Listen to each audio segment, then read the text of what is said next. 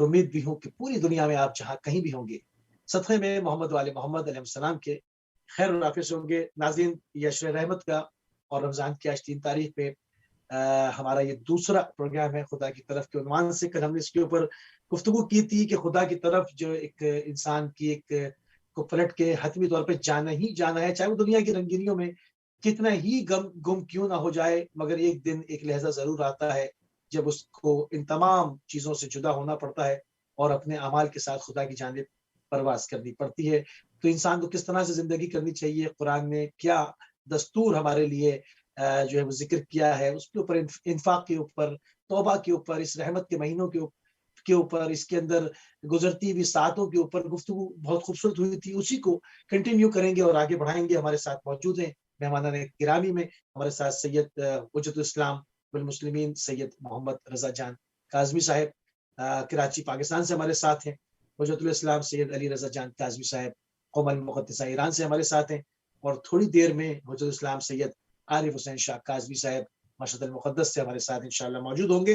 اپنے دونوں مہمانان گرامی کو پروگرام میں خوش آمدید کہیں گے اور آپ کی خدمت میں سلام عرض کریں گے۔ علیکم السلام ورحمۃ اللہ۔ تو تھوڑی سی تمیدی گفتگو ہو جائے، اور توبہ پہ ہم نے کل پروگرام کو روکا تھا کیونکہ ٹائم دامن وقت میں مزید گنجائش نہ تھی۔ توبہ کے اوپر بہترین سیر گفتگو ہو رہی تھی۔ محمد رضا جان کاظمی صاحب، توبہ کا مہینہ ہے، جہاں رحمت کا مہینہ ہے وہاں توبہ کا بھی مہینہ ہے۔ ہر لحظے جو ہے وہ جہنم سے بھی لوگوں کو رہائی دی جاتی ہے۔ جو لوگ زندگی کر رہے ہیں ان کے پاس مہلت ہے، ابھی زندہ ہیں، ان کے بھی گناہوں کو بخشا جاتا ہے، ان کو بھی پروانے دیے جاتے ہیں۔ تو توبہ کرنے والے کو کیا کچھ ملتا ہے اس ماہ میں، اس پر تھوڑی سی روشنی ڈالیں۔ بسم اللہ الرحمن الرحیم۔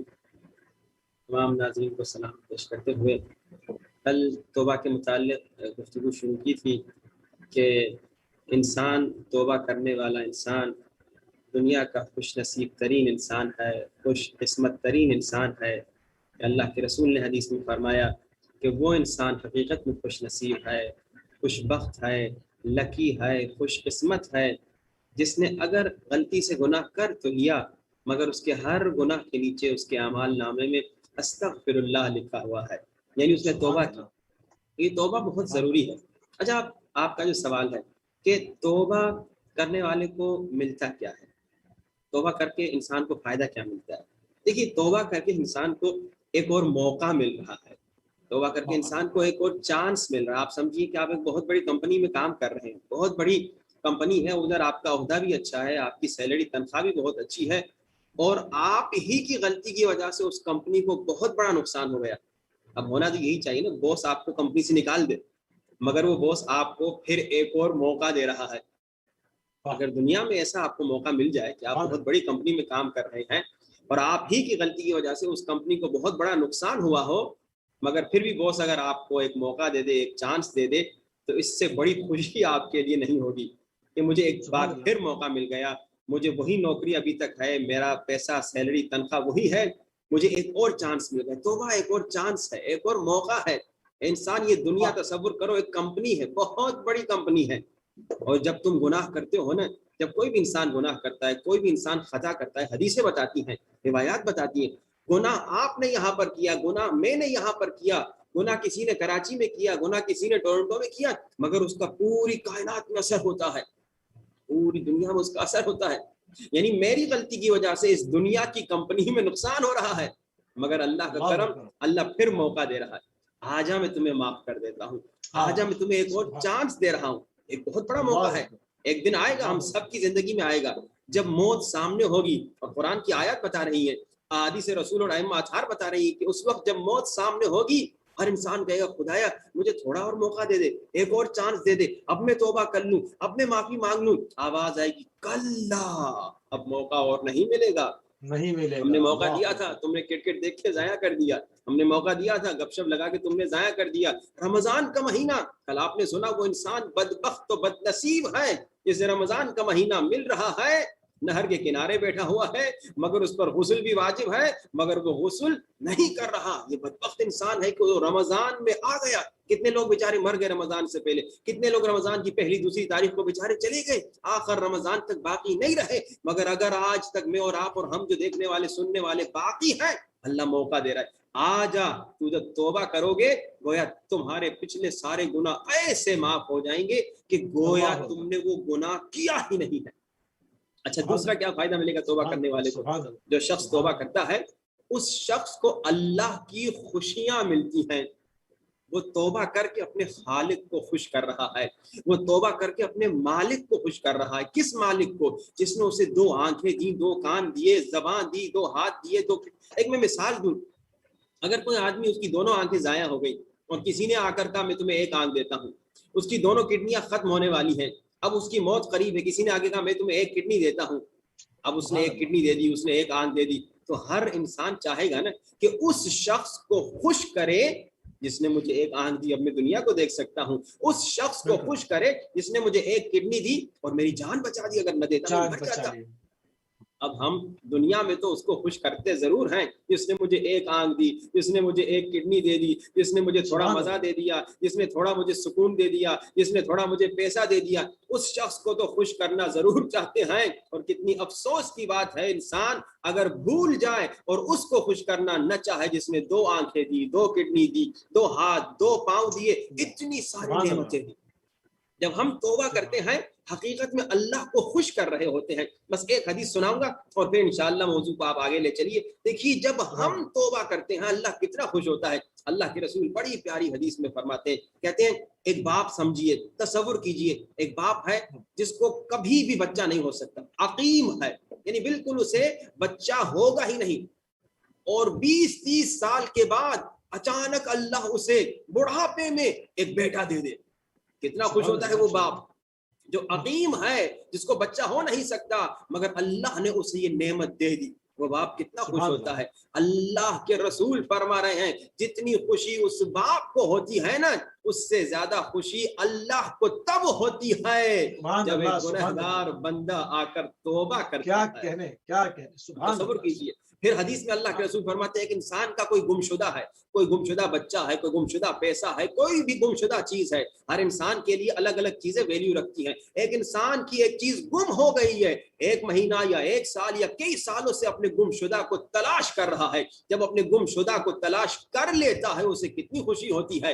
اتنی خوشی اللہ کو تب ہوتی ہے جب ایک گنہگار بندہ آ کر معافی مانگتا ہے۔ پھر حدیث کا آخری جملہ اللہ کے رسول فرماتے ہیں جب ایک پیاسے کو پانی ملتا ہے، کوئی بڑا پیاسا ہو، سخت گرمی ہو، ابھی تو روزے کے مہینے ہیں، اسپیشلی پاکستان جیسے انڈیا جیسے گرم ممالک میں آج کل زیادہ احساس ہوگا گرمی کا، انگلینڈ وغیرہ میں تو کم ہوگا، تو بہت پیاسا ہے، گھنٹے گھنٹے پیاس کے گزار چکا ہے، اب پانی کی تلاش میں ہے، جب ایک پیاسے کو پانی ملتا ہے اسے کتنی خوشی ہوتی ہے۔ اللہ کے رسول فرما رہے ہیں اتنی خوشی اللہ کو تب ہوتی ہے جب ایک گنہگار توبہ کرتا ہے۔ دیکھیے توبہ کرنے کے میں نے صرف 2 فائدے آپ کو بتائے۔ نمبر 1 کیا فائدہ کہ ایک آپ کو موقع مل رہا ہے، ایک چانس مل رہا ہے، آپ ایک کمپنی میں رہ رہے ہیں، کام کر رہے ہیں اور آپ سے خطا ہو رہی ہے، آپ کی خطا کی وجہ سے کمپنی کو نقصان ہو رہا ہے، مگر کمپنی کا مالک جو خالق کائنات ہے وہ آپ کو ایک بار پھر موقع دے رہا ہے، آ جا توبہ کر لے۔ اور دوسرا فائدہ کیا؟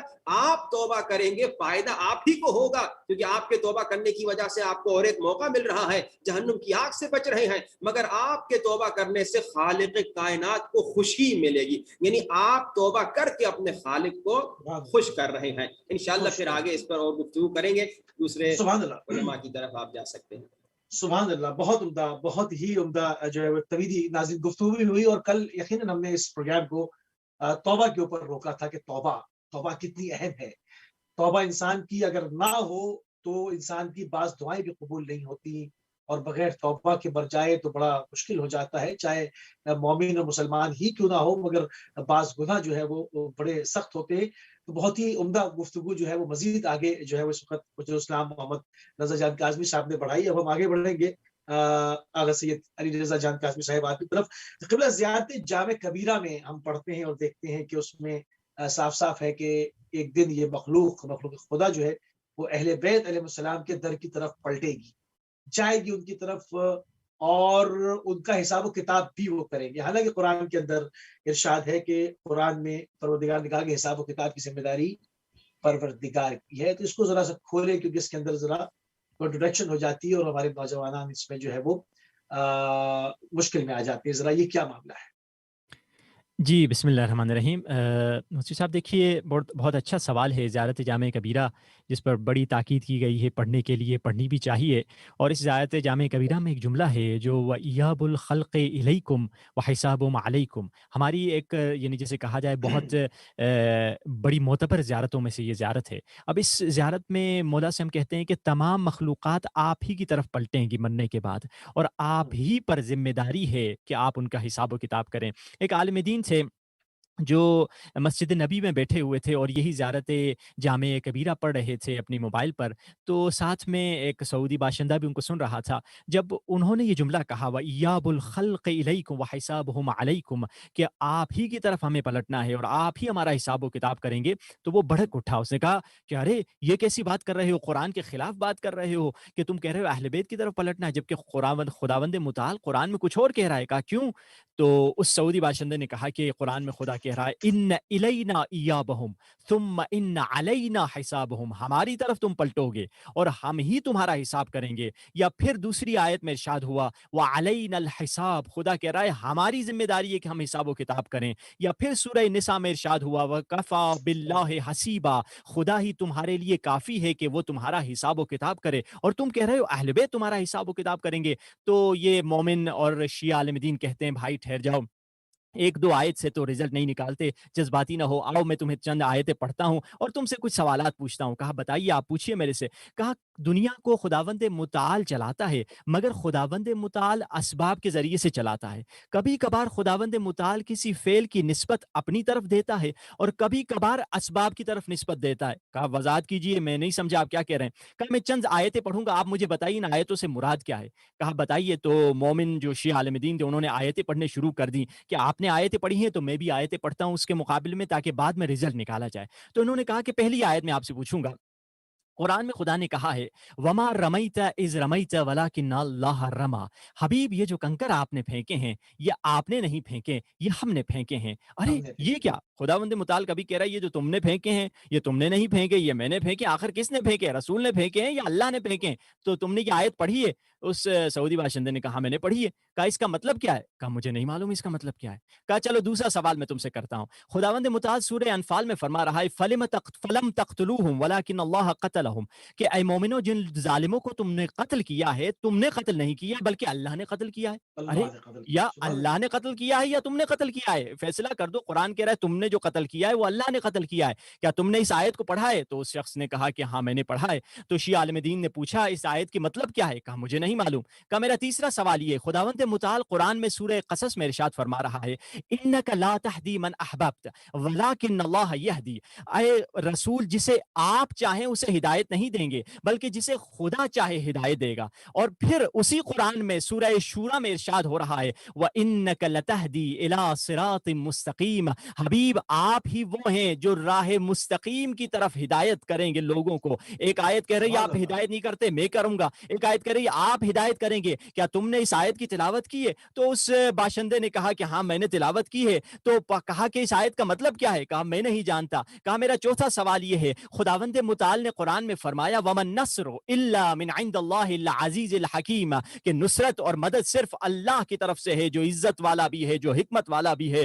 اور اسی سبحان قرآن اللہ، میں سورہ انفال میں ارشاد ہوا وَإِنِ اسْتَنصَرُوكُمْ فِي الدِّينِ فَعَلَيْكُمُ النَّصْرُ، اگر کوئی تمہیں مدد کے لیے پکارے دین کے معاملے میں تم اس کی نصرت کرو۔ ارے خدا نے اس آیت میں تو کہا نصرت تو میں ہی کرنے والا ہوں، اس آیت میں ہمیں کہا جا رہا ہے تم نصرت کرو، تو آخر کون نصرت کرے گا؟ کیا تم نے ان آیتوں کو پڑھا ہے؟ کہا میں نے یہ ساری آیتیں پڑھی ہیں۔ کیا سمجھ میں آیا؟ کہا نہیں مجھے آج تک یہ آیتیں سمجھ میں نہیں آئیں۔ کہا میرا پانچواں سوال یہ ہے آپ سے کہ صبح شام آپ پڑھتے ہیں ایاک نعبد و ایاک نستعین، تیری ہی سبحان عبادت اللہ، کرتے ہیں، تجھ ہی سے مدد مانگتے ہیں۔ اور اسی قرآن میں سورہ بقرہ میں ارشاد ہوا واستعینوا بالصبر والصلاۃ، نماز سے مدد مانگو اور صبر سے مدد مانگو۔ پھر قرآن نے فرمایا وتعاونوا علی البر والتقوی، نیکی اور تقوی کے لیے ایک دوسرے کی مدد کریں۔ ہم کس سے مدد مانگیں؟ خدا سے مانگیں یا صبر سے مانگیں یا صلاۃ سے مانگیں یا مومنین سے مدد مانگیں؟ چار لوگوں کے بارے میں مدد کی نسبت دی گئی گئی ہے، کیا تم نے اس آیت کو پڑھا ہے؟ کہا میں نے ان آیتوں کو بھی پڑھا ہے، تو اس کا مطلب کیا ہے؟ کہا مجھے نہیں معلوم ان آیت کا مطلب کیا ہے۔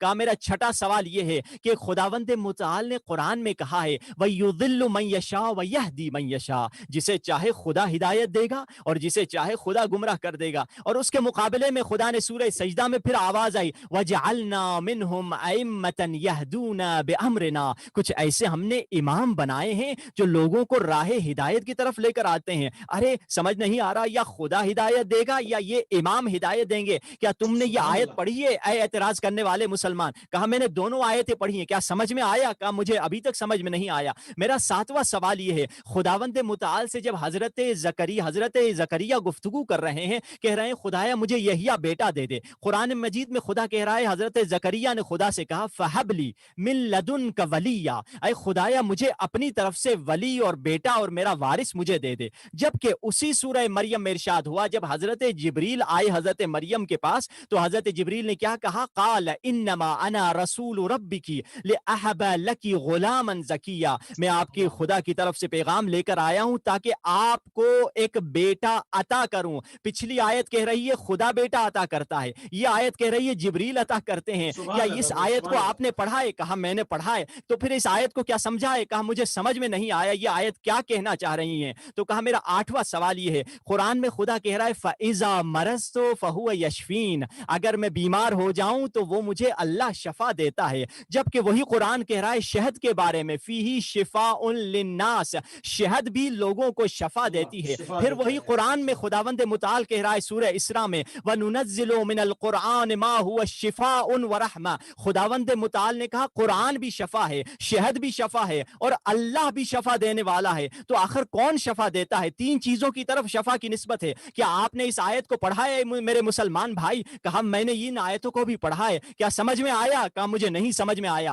کہا قرآن دوسرا میرا اگلا سوال یہ ہے کہ خداوند متعال نے فرمایا ثم سبحان استوى اللہ، على العرش يدبر الامر، خدا نے عرش پر قبضہ ڈالا اور وہاں سے آسمان اور زمین کی تدبیر کر رہا ہے، وہیں سے مینج کر رہا ہے۔ مگر سورہ نازعات میں ارشاد ہوا فل مدبرات امرا، خدا کے کچھ نمائندے ہیں جو تدبیر کر رہے ہیں۔ آخر کون مینج کر رہا ہے؟ خدا مینج کر رہا ہے یا نمائندے مینج کر رہے ہیں؟ کیا آپ نے ان آیتوں کو پڑھا ہے؟ کہا میں نے ان آیتوں کو پڑھا ہے۔ کیا سمجھ میں آیا؟ کہا نہیں سمجھ میں آیا۔ کہا میرا آخری سوال تم سے یہ ہے کہ خدا نے فرمایا اللہ سبحان اللہ، یتوفی الانفس، خدا وہ ہے جو روحوں کو قبض کرتا ہے۔ پھر اسی قرآن میں فرمایا هو یتوفاکم ملک الموت، ملک الموت روحوں کو قبض کرتا ہے۔ پھر قرآن نے سبحان اللہ، فرمایا توفتہ بہت عمدہ، رسلنا، ہمارے بھیجے ہوئے رسول روح کو قبض کرتے ہیں۔ پھر چوتھی جگہ پہ فرمایا توفاہم الملائکہ، ان کی روح ملک الموت نہیں بلکہ بہت سارے ملائکہ اور فرشتے قبض کرتے ہیں۔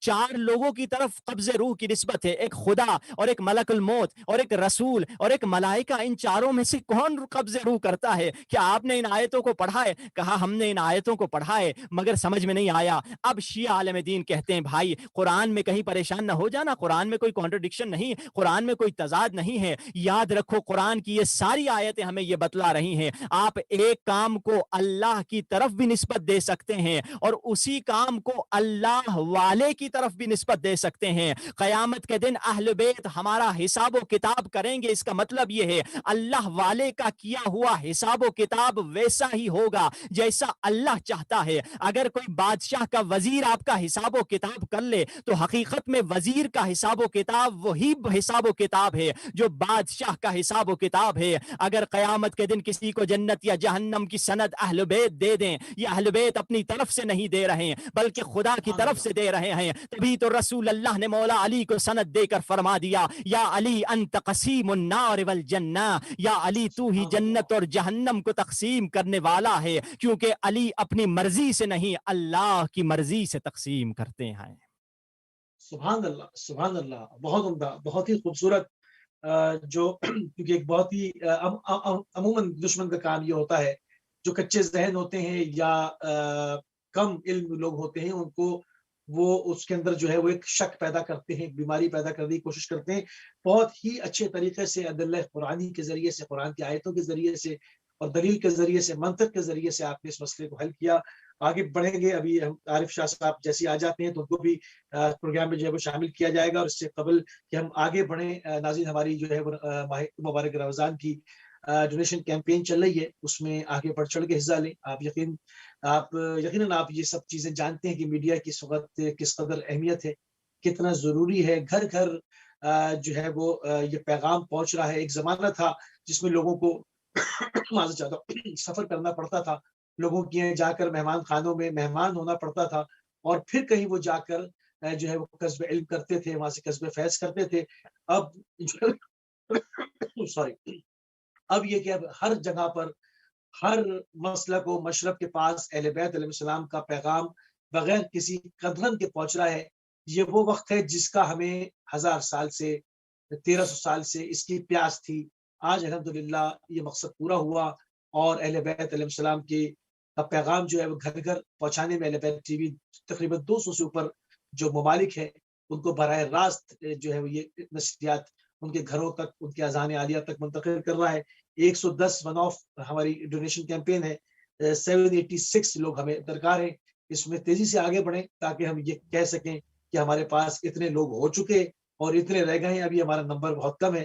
تو آپ تیزی سے آگے بڑھیں اور اس کی اہمیت کو سمجھتے ہوئے کہ یہ کتنی وقت کی ضرورت ہے اپنا حصہ اس کے اندر ڈالیں.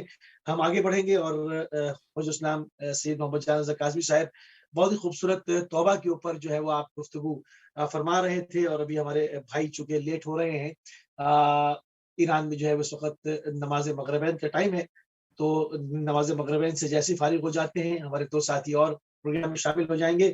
جب تک ہم جو ہے وہ اس وقت کراچی سے ہمارے ساتھ ہیں سید محمد رضا شاہ کاظمی صاحب قبلہ، آپ سے آگے بڑھائیں گے بات کو کہ جب انسان گناہ کرتا ہے اور توبہ بھی نہیں کرتا، عموماً انسان یہ سوچتا رہتا ہے کہ توبہ کر لوں گا، ابھی تو زندگی پڑی ہے، ابھی تو وقت ہے، بڑھاپے میں کر لیں گے، کل کر لیں گے، پرسوں کر لیں گے. توبہ نہیں کرتا. اس کے کیا کیا نقصانات ہو سکتے ہیں، اس کے مضمرات کیا کیا ہو سکتے ہیں؟ بسم اللہ الرحمن الرحیم. دیکھیے، ابتدا میں جو آپ نے سوال پوچھا تھا یہ تھا کہ توبہ کرنے کا فائدہ کیا ہوتا ہے.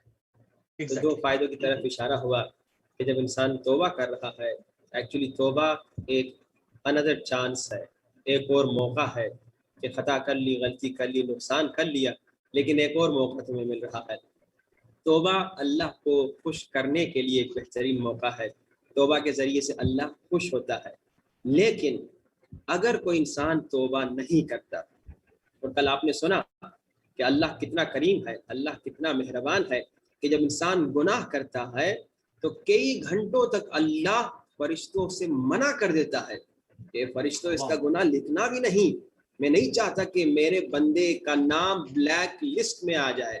یہ اللہ کا کرم. انشاءاللہ آخر رمضان تک انشاءاللہ کوشش رہے گی کہ توبہ کے متعلق مختلف موضوعات پر گفتگو ہو، اگر انشاءاللہ وقت رہا اور اگر انٹرنیٹ نے ساتھ دیا، کیونکہ کل انٹرنیٹ نے بڑا تنگ کیا تھا.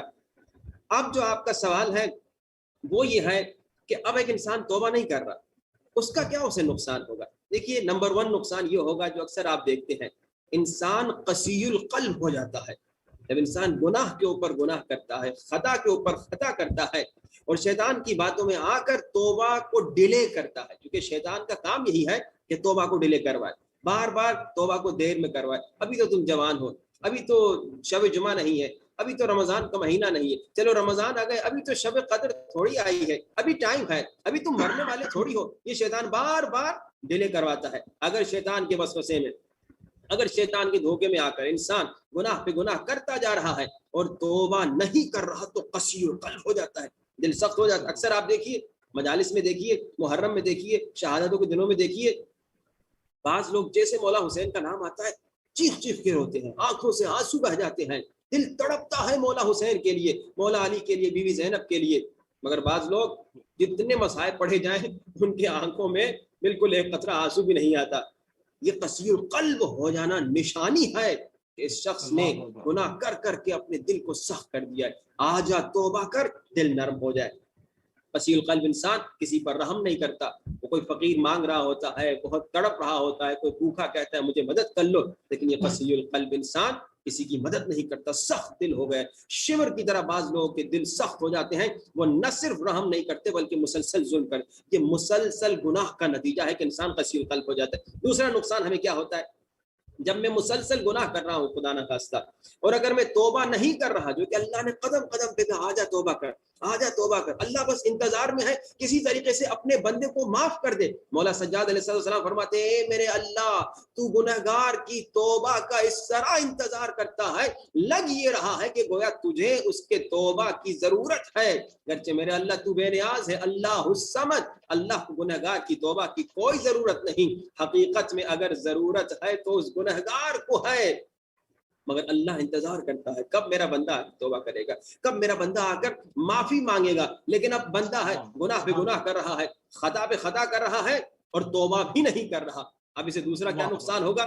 دوسرا نقصان مولا علی علیہ السلام دعائے کمیل میں فرما رہے ہیں، کیا فرما رہے ہیں؟ اللہم اغفر لی الذنوب التی تحبس الدعاء، میرے اللہ میرے ان گناہوں کو بخش دے جن کی وجہ سے دعائیں جیل میں چلی جاتی ہیں، دعائیں قید میں چلی جاتی۔ دیکھیے اللہ کریم ہے، اللہ نے کہا ادعونی استجب لکم، مجھ سے مانگو میں عطا کروں۔ اب آپ مانگ رہے ہیں، اللہ نے وعدہ کیا ہے آپ مانگیں گے میں عطا کروں گا، مگر یہاں آپ دعا کر رہے ہیں مگر دعا قبول نہیں ہو رہی۔ لوگ آ کے شکایت کرتے ہیں، مولانا 10 سال سے دعا مانگ رہے ہیں، دعا قبول نہیں ہو رہی، 15 سال سے بچہ نہیں ہو رہا، 20 سال سے بزنس میں کامیابی نہیں ہو رہی، 30 سال سے یہ مسئلہ ہے، 50 سال سے شوگر ہے، یہ ہے، وغیرہ وغیرہ، کیا کیا بیماریاں، کیا کیا تکلیفیں، کیا کیا حاجتیں، دعا کر رہے ہیں مگر دعا قبول نہیں ہو رہی۔ کیا ایک وجہ کیا ہے؟ مولا علی فرما رہے ہیں کہ گناہ ہے، کچھ گناہ ایسے ہیں جن کی وجہ سے آپ کی حاجات، آپ کی دعائیں قید میں چلی جاتی ہیں۔ اللہم اغفر لی الذنوب التی تحبس دعا۔ ایک آپ کو مثال، میں آپ کو بڑی پیاری مثال دوں۔ ایک بیٹا ہے اپنے باپ کے پاس آتا ہے، کہتا ہے کہ بابا جان مجھے بائسیکل دلائیے، میرا بڑا جی چاہ رہا ہے کہ بائسیکل سے کھیلوں، بابا مجھے آئی پیڈ دلائیے، مجھے ٹیبلٹ دلائیے، مجھے ایکس باکس دلائیے۔ اب باپ ہے، باپ کو بیٹے سے محبت ہے، باپ نے بیٹے کی محبت میں اپنے بیٹے کے لیے بائسیکل خرید لی، ٹیبلٹ خرید لیا اور ایکس باکس خرید لیا، جو بھی چیز اسے پسند تھی باپ نے خرید لی۔ ایک ہفتہ 10 دن کے بعد اسی بچے کی ماں نے آگے بتایا، جب سے تم نے بچے کے لیے ٹیبلٹ خریدا ہے، ایکس باکس خریدا ہے، بائسیکل خریدی ہے، یہ پڑھائی پہ بالکل فوکس نہیں کر رہا، اس نے تو پڑھنا ہی چھوڑ دیا، 24 گھنٹے گیم کھیل رہا ہے، 24 گھنٹے بائسیکل پہ گھوم رہا ہے۔ اب تو مسئلہ یہ ہو گیا ہے کہ اس کے نمبرز بھی ایگزام میں کم آنے لگے، حالانکہ پہلے نمبر 1 آتا تھا، اب نمبر 2 اور نمبر 3 آ رہا ہے۔ جب باپ یہ بات سنے گا تو کیا کرے گا عقل مند باپ؟ بیٹے سے سائیکل لے لے گا، اس سے ٹیبلٹ لے لے گا، اس سے ایکس باکس لے لے گا، اس کا گفٹ اس سے لے کے جیل میں چھپا دے گا، کبٹ میں چھپا دے گا، کہے گا بیٹا جب تک تم پھر دوبارہ پڑھائی میں اچھے نہیں ہوتے تمہیں تمہارا تحفہ نہیں ملے گا۔ یہی ہوتا ہے نا، عقل مند باپ یہی کرتا ہے۔ دیکھیے اللہ باپ کی محبت سے زیادہ انسان سے محبت کرتا ہے، ماں کی محبت سے زیادہ انسان سے محبت کرتا ہے۔ اللہ نے کہا ادعونی استجب لکم، دعا مانگو میں دوں، یہاں آپ نے دعا مانگی، یہاں اللہ نے دے دیا، مگر راستے میں آپ نے ایسا گناہ کر دیا جس گناہ کی وجہ سے آپ کی دعا جیل کے اندر چلی گئی۔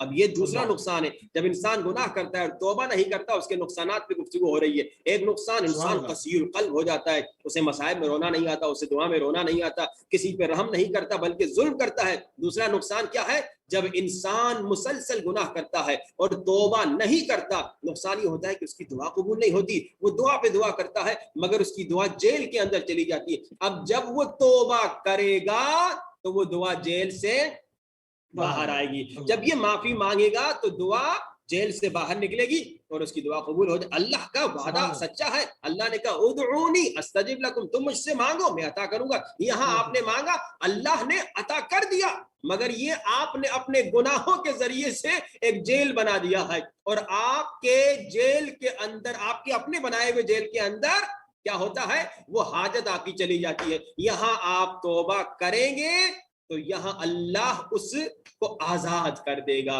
اور وہ آپ کی حاجت پوری ہو جائے گی۔ اچھا اب میں آپ کو بتاؤں، 2 نسخے آج میں بتاتا ہوں کہ انسان گناہ کی وجہ سے اس کی حاجات بالکل بند ہو جاتی ہیں، گناہ کی وجہ سے انسان کی حاجات جیل میں چلی جاتی ہیں۔ اسی لیے اکثر روایات میں ملتا ہے کہ اے مومن، اے انسان، جب بھی کوئی دعا مانگو نا، تو دعا کے آداب پر پچھلے سال گفتگو ہوئی تھی، تو دعا کا ایک ادب یہ ہے کہ اے انسان، جب بھی تم دعا مانگو نا تو صلوات پڑھو، اور جب بھی تم دعا مانگو پہلے استغفار کرو، آنسو بہاؤ، گریہ کرو، توبہ کرو، اور پھر دعا مانگو۔ پہلے اللہ سے معافی مانگو، میرے اللہ اگر کوئی خطا ہو گئی، اگر کوئی گناہ ہو گیا، اگر آنکھ سے گناہ ہو گیا نہ چاہتے ہوئے، اگر کان سے گناہ ہو گیا، اگر زبان سے کوئی خطا ہو گئی، اگر ہاتھ سے کوئی گناہ ہو گیا، میرے اللہ تو بخش دے، میرے اللہ تو معاف کر دے۔ معافی مانگ کے جب دعا مانگو گے پھر دیکھو کیسے عطا ہوتی۔ تو آج میں دو نسخوں کی طرف اشارہ کرتا ہوں۔ ایک بڑا پیارا نسخہ مولا حسن مجتبیٰ علیہ السلام کا ہے۔ ایک شخص آیا، اب اس نسخے سے یہ پتا چل رہا ہے کہ ہمیں جو نعمتیں بند ہو جاتی ہیں، جو ہماری دعائیں قبول نہیں ہوتی ہیں گناہ کی وجہ سے، تو جب لوگ ائمہ اطہار کے پاس آتے ہیں، کہتے ہیں دعا کرتے ہیں، کہتے ہیں کہ مولا یہ چیز عطا کیجیے، مولا وہ چیز نہیں مل رہی، مولا بیٹا نہیں مل رہا، مولا برکت نہیں مل رہی، مولا رزق میں ترقی نہیں مل رہی، تو اہل بیت کیا کہتے ہیں؟ کہتے ہیں جا کر استغفار کرو۔ بڑا پیارا نسخہ مولا حسن مجتبیٰ علیہ السلام کی خدمت میں ایک شخص آیا اور اس شخص نے کہا مولا مجھے بچہ نہیں ہو رہا، مولا مجھے آپ بیٹا عطا فرمائیے، کوئی بچہ عطا فرمائیے۔ تو مولا نے کیا فرمایا؟ اب ماشاءاللہ مولانا عارف قادری صاحب آ چکے ہیں، تو میں ایک ہی نسخہ سناتا ہوں اور پھر آپ انشاءاللہ موضوع کو آگے لے جائیے گا۔ تو اس شخص نے کہا مولا مجھے بچہ نہیں ہو رہا، میں کیا کروں؟ تو مولا نے اسے کہا کہ جاؤ 1 سال تک تم اور تمہاری بیوی ہر روز 1 سال تک بغیر ناغہ تم 7000 مرتبہ استغفر اللہ ربی واتوب الیہ پڑھو، تمہاری بیوی بھی 7000 مرتبہ استغفر اللہ ربی واتوب الیہ پڑھے، یعنی میاں بیوی 14000 مرتبہ 1 سال تک استغفر اللہ ربی واتوب الیہ، یعنی کیا؟ یعنی توبہ کریں، میرے اللہ ان گناہوں کو معاف کر دے جن کی وجہ سے ہمیں بیٹا نہیں ہو رہا، میرے اللہ ان گناہوں کو معاف کر دے جن کی وجہ سے ہم اس نعمت سے محروم ہو گئے ہیں، اور 1 سال کے بعد ان کو الحمدللہ بیٹا ہو گیا، بچہ ہو گیا۔ اسی طرح کئی لوگوں نے عمل کیا اس نسخے پر، میاں بیوی 14000 مرتبہ دن میں، یعنی 7000 مرتبہ بیوی اور 7000 مرتبہ میاں اس نسخے پر عمل کریں۔ جن کو اولاد نہیں ہوتی 1 سال کے بعد کئی لوگوں کو الحمدللہ اولاد ہوئی۔ تو یعنی گناہ کی وجہ سے انسان کی دعائیں قبول نہیں ہوتی، اور جو انسان توبہ نہیں کرتا ہے تو اس کی دعا اسی طرح سے اٹکی رہتی ہے، جیل میں پھنسی رہتی ہے۔ تو جو انسان چاہتا ہے اس کی دعائیں قبول ہو جائیں، سب سے پہلا کام کیا کرے؟ توبہ کرنا شروع کر دے۔ سبحان اللہ، سبحان اللہ۔ دعا معلق کس طرح سے ہو جاتی ہے، حاجت کے اوپر نہیں آتی۔ عموماً عوام الناس کے اندر یہ شکوہ سننے کو ملتا ہے، اور اس سے لوگ بڑا خطرناک ہے، بے دین بھی ہو جاتے ہیں، کیونکہ مصائب کی سختی بہرحال بہت سخت ہوتی ہے، اور انسان جو گزار رہا ہوتا ہے وہی بہتر جانتا ہے۔ تو اس کا جو اصل جو میکینزم جو ہے اس کو اگر آپ نے سمجھ لیا تو انشاءاللہ آپ کی حاجت رکے گی نہیں اور سیدھی عرش کے اوپر پہنچے گی۔ ہمارے ساتھ موجود ہیں حضرت اسلام سید عارف حسین شاہ صاحب۔ قبلہ ذکر خدا کے اوپر آپ کے ساتھ گفتگو ہو رہی تھی، بلکہ سکون سے شروع ہوئی تھی کہ سکون بنیادی طور پر انسان جو ہے وہ سکون کا متلاشی ہے۔ سکون کہاں ہے، کس طرح سے تلاش کرے، کیا کیا جائے، اس کے اوپر بڑی خوبصورت گفتگو آپ نے کل فرمائی تھی۔ ہم سنتے ہیں کہ ذکر خدا میں جو ہے وہ سکون ملتا ہے، اور قرآن کی آیت بھی ہے، اس کے اوپر بات بھی ہوئی تھی، مگر جب عوام کی طرف دیکھتے ہیں تو لوگوں کی اکثریت عمل نہیں کر رہی ہوتی اور سکون بھی ڈھونڈ رہی ہوتی ہے۔ یہ کیسا فلسفہ ہے، یہ کیا، اس کی علت کیا ہے؟ جی بسم اللہ الرحمن الرحیم، الحمدللہ رب العالمین۔ کل ہم نے گفتگو کی اور قرآن کی اس آیت کی طرف ہم نے اشارہ کیا کہ پروردگار عالم ارشاد فرماتے ہیں الا بذکر اللہ تطمئن القلوب، انسان جو سکون کی تلاش میں ہو، جو دنیا کی نامطمئن انسان جو ڈپریشن کا شکار ہیں، تو اللہ ان کی طرف متوجہ کر رہا ہے۔ ہم نے یہ بتایا کہ جہاں پر لفظ الا آتا ہے، الا کا مطلب یہ ہے خدا انسان کی توجہ چاہتا ہے۔ خدا یہ بھی کہہ سکتا تھا کہ بذکر اللہ تطمئن القلوب، اللہ کے ذکر سے دل مطمئن ہوتے ہیں، لیکن کہا الا بذکر اللہ، اس کا مطلب خدا یہ جانتا ہے کہ انسان غافل ہے۔ تو اس کا ترجمہ اس طرح ہوگا کہ اے غفلت میں سوئے ہوئے انسان، بیدار ہو جا کہ صرف اور صرف اگر دل مطمئن ہوتا ہے تو ذکر پروردگار عالم سے ہوتا ہے۔ اس کی مثال میں اس طرح دوں گا کہ قرآن کریم میں آپ پڑھتے ہیں کہ ایاک نعبد و ایاک نستعین۔ ایاک کا آنے کا مطلب یہ تھا کہ ہم صرف تیری ہی عبادت کرتے ہیں، عبادت اگر ہوگی تو صرف پروردگار عالم کی ہوگی۔ تو یہاں پر بھی ترجمہ یہ ہوگا کہ فقط اور فقط صرف اور صرف اگر دل مطمئن ہوتا ہے تو ذکر پروردگار عالم سے دل مطمئن ہوتا ہے۔ آپ یہ نہیں کہہ سکتے کہ ہمارا دل مثلا پیسے سے مطمئن ہوگا، قطعاً نہیں ہوگا، مقام سے مطمئن ہوگا، قطعاً نہیں ہوگا، اگر کوئی مجھے بہت بڑی ڈگری مل جائے اس سے میرا دل مطمئن ہوگا، نہیں۔ یہ ٹیمپریری اطمینان تو آپ کو مل سکتا ہے، ٹیمپریری سکون تو آپ کو مل سکتا ہے، لیکن سکون ابدی اور ہمیشہ کے سکون کی طرف آپ نہیں جا سکتے۔ کہ میں نے امام خمینی کی مثال دی تھی کہ جب وہ جہاز میں تھے تو ان سے پوچھا گیا کہ آپ کیا فیل کر رہے ہیں، تو انہوں نے کہا میں مطمئن ہوں، میں بہت ہی اطمینان سے ہوں۔ حالانکہ 2 کیفیتیں تھیں، خوف تو ہونا چاہیے تھا کہ دشمن اس جہاز کو اسی ہوا میں اڑا بھی سکتا ہے، اور جو زمینوں پر اپنے تختوں پر بیٹھے ہوئے تھے وہ پریشان تھے، لیکن جو عارف باللہ ہوتا ہے، جس کا پروردگار عالم کے ذکر میں ہمیشہ مشغول ہوتا ہے، اس بندے کے وجود میں ہمیشہ سکون ہوتا ہے۔ لیکن آپ کے سوال کی طرف آتے ہیں کہ جب ان چیزوں کا ہمیں علم بھی ہے، ہمیں پتہ بھی ہے کہ ذکر خدا انسان کو سکون دیتا ہے، پھر ہم اس سکون کو حاصل کیوں نہیں کر پاتے؟ پھر وہ سکون ہمارے وجود میں اترتا کیوں نہیں؟ اس کے لیے علماء فرماتے ہیں کیونکہ ہمیں علم تو ہے، آپ نے ابھی میری باتوں کو سنا، دوسرے مولاناز کی باتوں کو سنا، آپ کے وجود میں علم کا اضافہ ہو رہا ہے، لیکن آپ کے وجود میں یقین کا اضافہ نہیں ہو رہا۔ جب تک یہ علم مقام یقین پہ نہیں آتا تب تک آپ کے وجود میں سکون نہیں بڑھ جاتا۔ اس کی مثال اس طرح میں آپ کو دوں گا کہ ہر انسان کو علم ہے کہ جو مردہ ہے وہ انسان کو نقصان نہیں دے سکتا، جو انسان مر جاتا ہے، مرا ہوا انسان کبھی بھی کسی کے لیے نقصان دہ نہیں ہے۔ لیکن اگر میں آپ سب کو کہوں کہ آپ ایک رات اس مردے کے ساتھ ایک بند کمرے میں سو کر دکھائیں تو آپ میں سے کوئی سونے کے لیے تیار نہیں ہوگا۔ اس کا مطلب آپ کو علم تو ہے لیکن آپ کو یقین نہیں ہے، کہیں نہ کہیں آپ کو ڈاؤٹ ہے کہ مردہ اٹھ کے کھڑا نہ ہو جائے۔ اب میں اس کی ایک اور مثال دوں گا۔ فار ایگزامپل، اگر جو مردشور ہے یعنی جو مردوں کو دھوتا ہے، اگر اس کو آپ بولیں، غسال جو ہے، اگر آپ اس کو بولیں کہ بھائی اس مردے کے ساتھ سو جاؤ، وہ سو جائے گا کیونکہ وہ مقام یقین تک پہنچ چکا ہے، اس کا علم یقین تک پہنچ چکا ہے۔ اسی لیے ایک حدیث میں ملتا ہے کہ امام معصوم صبح کی نماز پڑھ رہے تھے اور پیچھے ایک جوان نماز پڑھ رہا تھا، غالباً رسول خدا سے منقول ہے، ایک جوان پیچھے نماز پڑھ رہا تھا تو رسول نے پوچھا کہ کیسا محسوس کر رہے ہو؟ تو اس نے کہا کہ میں مقام یقین تک پہنچ چکا ہوں۔ کہا کہ اگر تم یقین کی منزل پر پہنچے ہو تو اس کی دلیل دو۔ اس نے کہا کہ جب میں رات کو سوتا ہوں اور یہ سوچتا ہوں کہ کل قیامت ہوگی اور قیامت میں حساب و کتاب ہوگا اور گنہگاروں کو عذاب دیا جائے گا، تو اس سوچ میں مجھے پوری رات نیند نہیں آتی۔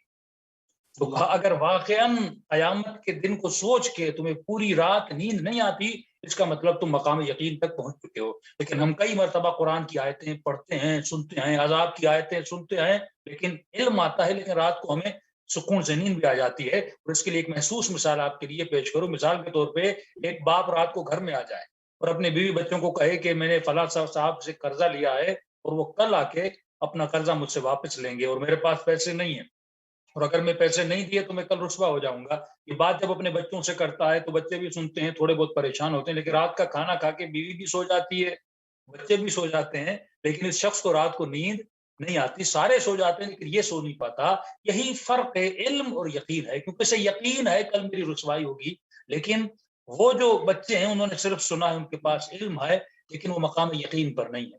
تو اب سوال یہ ہے کہ ہم کیا کریں کہ ہمارا علم یقین میں بدل جائے، یقین میں بدل جائے۔ تو اس کی مثال میں اسی غسال کی طرح دوں گا کہ اس غسال کا علم یقین میں کیسے بدلا۔ اس نے مردوں کو اتنا دھویا کہ اسے پتا چل گیا کہ اب یہ مردہ اٹھنے والا نہیں ہے۔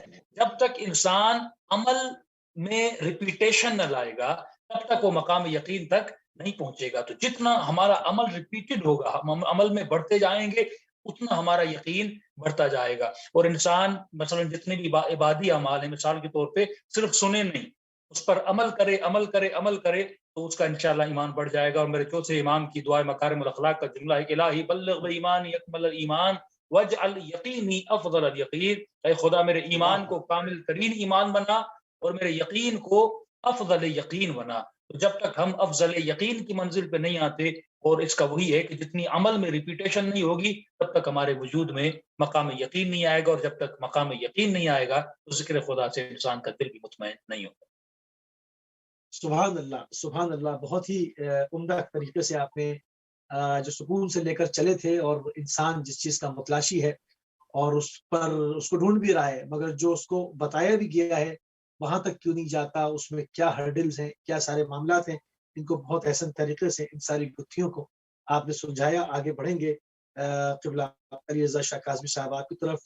مغربی لائف اسٹائل جو ہے اور اسلامی لائف اسٹائل یہ عموماً ایک دوسرے کے مد مقابل جو ہے وہ نظر آتا ہے، کلچرل اگر دیکھا جائے یا تعلیمات کے حساب سے اگر دیکھا جائے، ایک دوسرے کی ضد اگر میں کہوں تو غلط نہ ہوگا، اس طرح سے دیکھنے میں نظر آتا ہے۔ اور یہ طرز زندگی جو ہے مغربی جو ہے وہ مشرقی ملکوں میں بھی تیزی کے ساتھ پھیل رہا ہے، چونکہ پوری دنیا اس وقت ایک گلوبل ولیج کی شکل پیش کر رہی ہے۔ اور ذرائع ابلاغ کے بہت زیادہ ذریعے جو ہے وہ ہر جگہ پر بہت زیادہ آسانی کے ساتھ جو ہے وہ اویلیبل ہیں، وہ یہ پھیلتا جا رہا ہے.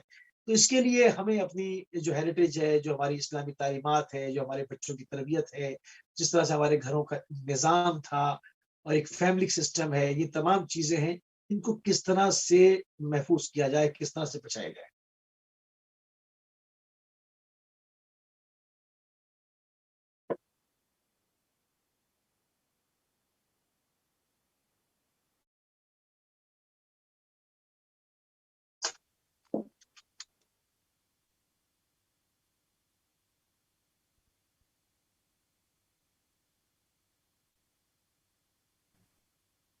بھائی آواز نہیں آ رہی. جی علیزہ کی آواز ڈراپ. جی ابھی آواز ہماری آ رہی ہے؟ جی اب آئیے. ہاں جی، آپ کا سوال جو مغربی لائف اسٹائل اور اسلامی لائف اسٹائل یا مغربی طرز زندگی اور اسلامک طرز زندگی کے بارے میں جو تھا، اس سے پہلے کہ ہم اندر جائیں اور اس پہ گفتگو کریں، پہلے یہ دیکھ لیں کہ مغربی طرز زندگی کے نتیجے میں دنیا پہ کیا ہو رہا ہے. یہ ایک آرٹیکل چھپا تھا گارڈین میں پچھلے سال سے پچھلے یعنی 2019 9 مئی پہ، جس میں انہوں نے کہا تھا کہ اگر ساری دنیا ویسے جیے جیسے ہم یورپین جیتے ہیں تو دنیا کا کیا حال ہوگا. اب دیکھیے اس آرٹیکل میں انہوں نے خود ہی ایڈمٹ کیا ہے کہ دنیا کس طرف جا رہی ہے. کہہ رہے ہیں Europe is using up to natural resources so quickly that planet's ability to replenish itself over a year would be exhausted by this Friday if everyone consumed as much. کہ اگر جتنا یورپی کھاتا ہے، جتنا فیول یورپی خرچ کرتا ہے، جتنا یورپی پانی پیتا ہے، جتنا وہ گوشت کھاتا ہے، جتنا وہ سبزیاں کھاتا ہے، جتنی کمفرٹ اور لگژری لائف وہ رکھتا ہے، اگر پوری دنیا کی پاپولیشن بھی یہ کرنا شروع ہو جائے تو بائی فرائیڈے یعنی جمعے تک، یعنی ایک ہفتے میں پوری دنیا کی ہر شے ختم ہو جائے گی. کیوں؟ کیونکہ یہ لائف اسٹائل میں ہی مسئلہ ہے. یہ ایک طرز زندگی غلط ہے، مسرفانہ طرز زندگی. اسلام نے اور خصوصاً رمضان نے ہمیں یہ سکھایا جب تمہیں 3 ٹائم کے کھانے کی ضرورت ہی نہیں ہے تم صبح شام کھاؤ، اور جب 3 ٹائم نہیں کھاؤ گے، ایک ٹائم ریموو کر دو گے، دوپہر کا ٹائم نہیں کھاؤ گے، تمہاری اپنی صحت ٹھیک ہوگی. اور ابھی یورپین لائف اسٹائل میں اور آگے جا کے یہ آرٹیکل کہتا ہے کہ it would be take 0.8 planet to extend the EU rate of consumption of fuel, food, fiber, land and timber and all of the worldwide people. کہ یورپی لائف اسٹائل میں یعنی جتنا یہ لوگ کھانا کھاتے ہیں، جتنا یہ لوگ لکڑی یوز کرتے ہیں، جتنا یہ لوگ فائبر یوز کرتے ہیں، جتنا گوشت، فیول وغیرہ، اگر ہم چاہیں پوری دنیا میں یہ اپلائی کریں تو یہ ایک دنیا چھوٹی پڑے گی. ہمیں 2.8 دنیایں بنانی پڑیں گی، یعنی تقریباً قریب اس دنیا کے 3 برابر دنیا اگر بنے گی تب جا کر یورپین لائف اسٹائل میں سب لوگ جی سکیں گے. اور انفارچونیٹلی کیا ہو رہا ہے، مشرقی ممالک یورپین لائف اسٹائل کو کاپی کر رہے ہیں کہ کیونکہ وہ ترقی یافتہ ہیں تو ہم بھی ویسے ہی بنے، جبکہ دنیا اس لیے بنائی نہیں گئی ہے کہ ہم اس انداز سے جیئیں جیسے یورپین لائف اسٹائل میں جی رہے ہیں. اب دیکھیے ہمیں کرنا کیا چاہیے. ایک حدیث آپ کو بتا دوں، جو حدیث امام معصوم فرماتے ہیں اوحی اللہ تعالی الی نبی من الانبیاء، خداوند متعال نے انبیاء میں سے کسی نبی پر وحی نازل کی اور فرمایا قل لقومک، اے نبی ہمارے بھیجے ہوئے اپنی قوم سے کہہ دے، لا یلبسوا لباس اعدائی، میرے دشمنوں کا لباس کبھی نہ پہننا، ولا یطعموا طعام طائم اعدائی، اور کبھی ہمارے دشمنوں کی غذا تک بھی نہ کھانا، ولا یتشکلوا بمشاکل اعدائی، اور ہمارے دشمنوں کی شکل صورت کی طرح شبیہ بھی نہ ہونا.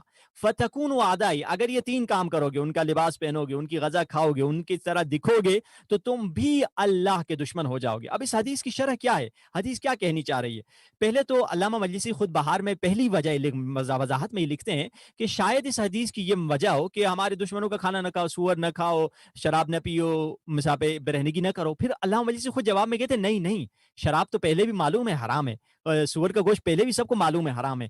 اس حدیث میں اس چیز کی طرف اشارہ نہیں کیا گیا ہے. تو خود علامہ مجلسی اس وقت یہ وضاحت کرتے ہیں کہ علامہ مجلسی کہتے ہیں مجھے یہ سمجھ آ رہا ہے اس حدیث سے مراد یہ ہے کہ وہ کام، وہ کھانے، وہ لباس نہ پہنو، وہ کھانے نہ کھاؤ جس سے دشمن خدا کی تقویت ہو رہی ہے، چاہے وہ جس کو ہم آج کل آخر صرف 2 منٹ رہ گئے. بسم اللہ. جی ہاں صحیح. یعنی دشمن کی جس سے تقویت ہو، چاہے وہ غزہ کی صورت میں ہو، چاہے وہ کلچر کی صورت میں ہو، چاہے وہ ثقافت کی صورت میں ہو، وہ کام انسان بالکل نہ کرے. اور حقیقت میں یہ حدیث جو بتلا رہی ہے، یعنی لا یطعم مطاعم اعتائی، کہ میرے دشمن کے بنائے ہوئے کھانے نہ کھاؤ. اس سے علماء کہتے ہیں ایک وجہ اور ایک چیز، ایک طریقہ سمجھنے کا یہ ہے کہ مولا اس سے بتلا رہے ہیں کہ جو دشمن کا پیغام تمہیں مل رہا ہے، طعام یعنی غذا، غذا ایک تو منہ کے ذریعے سے جاتی ہے، ایک خوراک کان اور آنکھوں کے ذریعے سے بھی جاتی ہے. یعنی دشمن کا جو پیغام تمہیں دیا جا رہا ہے، اس پیغام کو نہ سنو، اس پیغام کو نہ مانو. اگر اس پیغام کو مانو گے، تمہاری حالت بھی وہی ہو جائے گی جو دشمن کی حالت ہو جاتی ہے. اور اب دیکھیں گے آپ کو ایک آخر میں بس ایک رزلٹ کے طور پہ گورباچوف کا میں جملہ بتا دوں. جب گورباچوف نے سوویت یونین کا جو سربراہ تھا، اسے جب پوچھا گیا کب سوویت یونین ٹوٹا، کب رشیا ٹوٹا، تو گورباچوف کہتا ہے کہ اس وقت میں نے رشیا کے ٹوٹنے کی، کمر کے ٹوٹنے کی، کمر کی ہڈی کی ٹوٹنے کی آواز سنی تھی. کہا کب؟ کہا جب پہلی دفعہ ماسکو میں پہلا مکڈونلڈ کھلا. جب پہلا مکڈونلڈ کھلا تو 1-2 کلومیٹر کی لمبی لائن لوگ کھڑے ہوئے تھے کہ جائیں مکڈونلڈ کی سینڈوچ کھائیں، کیونکہ امریکہ کا بہتر مکڈونلڈ پہلی دفعہ ماسکو میں مغربی آیا تھا. امریکی فوڈ چین کہتے ہیں، کیونکہ ہم جی کسی ہاں، برانڈ کا امریکی نام نہیں فوڈ لیں گے. چین، جی جی ہاں، فوڈ یہ چین. امریکی فوڈ چین جی کھلا.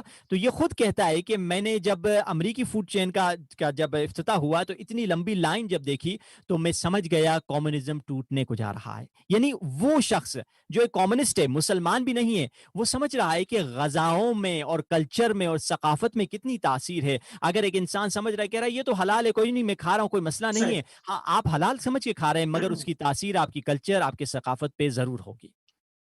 سبحان اللہ، بہت ہی عمدہ جو ہے وہ گفتگو ہے. روکنے کو تو جی نہیں چاہ رہا تھا کہ بڑے اچھے جو ہے وہ اس کے مدارج اور اس کے اندر کی جو عمتیق گہرائیاں ہیں وہ بیان ہو رہی تھی، مگر ایک لمیٹیشن ہوتی ہے. بیک ٹو بیک ہمارے لائف پروگرام ہے اور سبھی اس بابرکت ترین ماہ کے اندر اپنا اپنا حصہ ڈال رہے ہیں. تو ہمارے پروگرام کے ناظرین جو ہے وہ ٹائم تمام ہو گیا اور ہم انتہائی مشکور و ممنون ہیں اپنے تینوں مہمانان گرامی کے. فوج الاسلام سید محمد رضا جان کاظمی صاحب آپ کراچی سے شامل ہوئے، فوج الاسلام سید علی رضا جان کاظمی صاحب آپ قم المقدسہ سے شامل ہوئے، شکریہ. اور فوج الاسلام سید عارف حسین شاہ کاظمی صاحب آپ مشہد مقدس سے حاضر ہوئے. تو انشاءاللہ ہر ایک دن چھوڑ کے اس پیدل کے ساتھ خدا کی طرف جو ہے وہ اس پر گفتگو بھی جاری رہے گی. اور جو ہے وہ پلا ناغا جو ہے وہ مختلف اور مہمانان گرامی کے ساتھ جب ہم آپ کے ساتھ جو ہے وہ یو